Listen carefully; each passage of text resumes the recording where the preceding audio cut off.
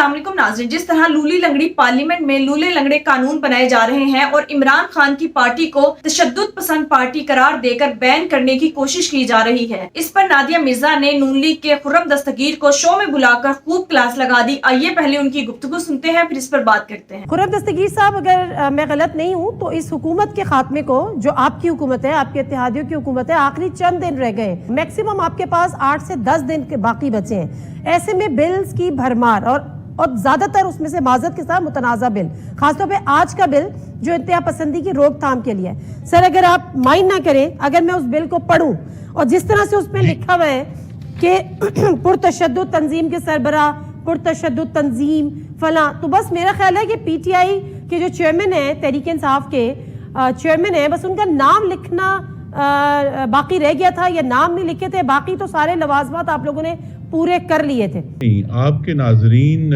मुझसे बहुत बेहतर जानते हैं कि जिस किस्म का एक मुनज़्ज़म और सोचा समझा यानी स्ट्रेटेजिक हमला 9 और 10 मई को पाकिस्तान के तूल अर्ज में वो एक हमला था, और ज़ाहिर है उसके कॉन्सिक्वेंस में जिस किस्म की हमें प्रोसिक्यूशन चाहिए उसके लिए कानून साजी की जा रही है। इसका मतलब ये है खुर्रम दस्तगीर साहब, जिस तरह से सेनेटर मुश्ताक साहब ये कह रहे थे जमात इस्लामी के, कि ये जो बिल है ये एक्चुअली तहरीक इंसाफ की पर पाबंदी पर है, तो फिर आप इस चीज का एतराफ कर रहे हैं कि चूंकि तहरीक इंसाफ ने या उनके चेयरमैन ने एक मुनज़्ज़म और सोची समझी साजिश के तहत बकौल आपके ये हमले किए और सारा कुछ किया, तो उन पर ये पाबंदी का बिल है, तो खुलकर इस चीज का आप लोग एतराफ कर रहे हैं। जिन्होंने इस किस्म की साजिश की उनको जरूर कानून के दायरे में लेकर आना है। लेकिन अगर इसकी ये जो बिल पेश किया गया है इंतहा पसंदी के खिलाफ या उसकी रोकथाम के लिए या उसके खात्मे के लिए, तो इसमें जो शिक़े हैं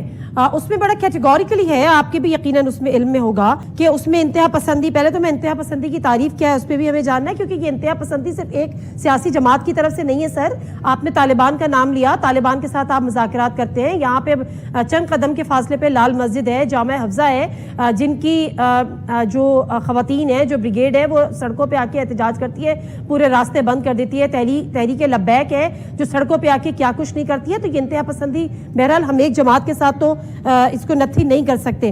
दूसरी बात ये कि जो चीजें आपने की हैं कि पुरतशद्दुद सरगर्मी मुलव्विस अफराद, लीडर, तंजीम, पासपोर्ट भी उसका जब्त हो जाएगा, उस पर इंतखाबात में हिस्सा ना लेने की जो है वो उस हिस्सा लेने पे उस पर पाबंदी होगी, बैरून मुल्क नकल हरकत पर पाबंदी होगी, तो अब इसमें तो कुछ रहा नहीं है। माजरत के साथ थोड़ा सा मेरी बात लंबी हो रही है, लेकिन आप तो सिर्फ 9 और 10 की एग्जाम्पल दे रहे थे मे की।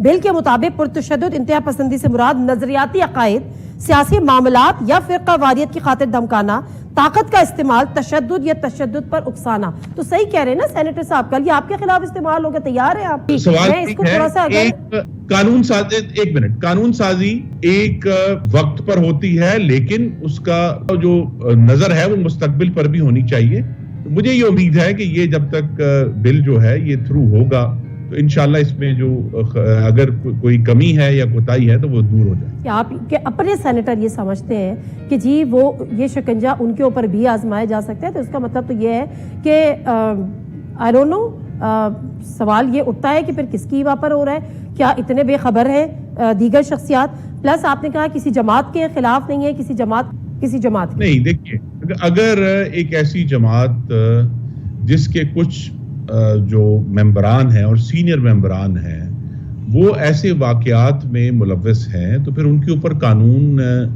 अगर उन्हें अपने दायरे में लेकर आता है तो हमें उसको सपोर्ट करना चाहिए। ये कानून तो ऑलरेडी मौजूद है। ये 9 मई के वाकयात में हम 12 इसके मुतहम्मिल नहीं हो सकते। हमने सर नहीं हो सकते, लेकिन ये कानून ऑलरेडी मौजूद है। सर, ये कानून ऑलरेडी मौजूद है। सर, एक और बड़ी इंपॉर्टेंट चीज वो ये कि ख्वाजा आसिफ साहब ने एक इंटरव्यू दिया और मंसूर अली खान को, और उसमें बड़े उन्होंने इंकशाफात किए। कुछ इंकशाफात आपने भी पहले किए थे, और आपने बड़ी अहम वजह बताई थी कि आपको ये हुकूमत क्यों लेनी पड़ी, क्योंकि आप लोगों के खिलाफ केसेस हो जाते, क्योंकि आर्मी चीफ कोई और आ जाता, मर्जी के खिलाफ आ जाता। ये आप तलत साहब के प्रोग्राम में आप खुद इंकशाफ कर चुके हैं। लेकिन उसके साथ साथ एक और बड़ा ख्वाजा आसिफ साहब ने इंकशाफ किया कि अभी हुकूमत आई है पीटीआई के अगस्त 2018 में, اور اس کے بعد یعنی اپریل 2019 میں یعنی 8 سے 9 ماہ کے اندر with in 8 months after 8 months آپ لوگ کے اسٹیبلشمنٹ سے رابطے بحال ہو گئے. آپ لوگوں کو آفر دے دی گئی کہ جی آپ آئیں پنجاب سنبھال لیں, ابھی آپ پنجاب لے لیں اور دسمبر میں آپ وفاق لے لیں.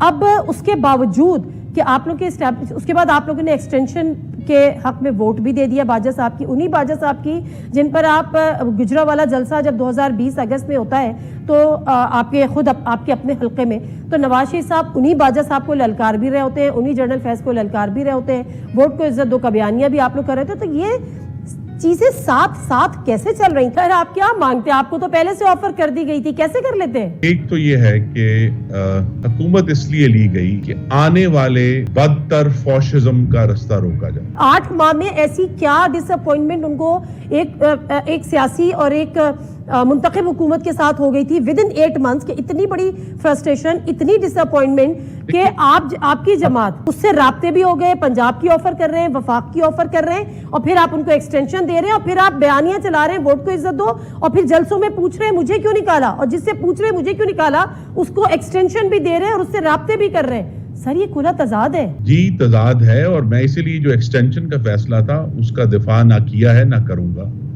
لیکن جب ایک ایسے وقت میں ایک خدشہ پیدا ہوا, اور صرف مسلم لیگ نون کو نہیں تمام جو اپوزیشن کی جماعتیں تھیں, کہ یہ اگر معاملہ ابھی ایکٹ نہ کیا گیا تو معاملات اور مزید خراب ہوں گے. سر آپ بات کر رہے ہیں 2022-2023 کی, میں بات کر رہی ہوں 2019-2020 کی.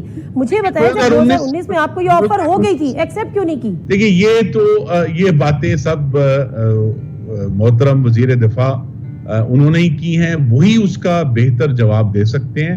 ہمارے نالج میں ایسی کوئی بات نہیں تھی کہ ہمیں کوئی آفر کی گئی ہے, یا ہم سے کوئی بطور جماعت میں بھی یہ ڈسکشن نہیں ہوئی تھی کہ کوئی ایسی آفر ہوئی ہے.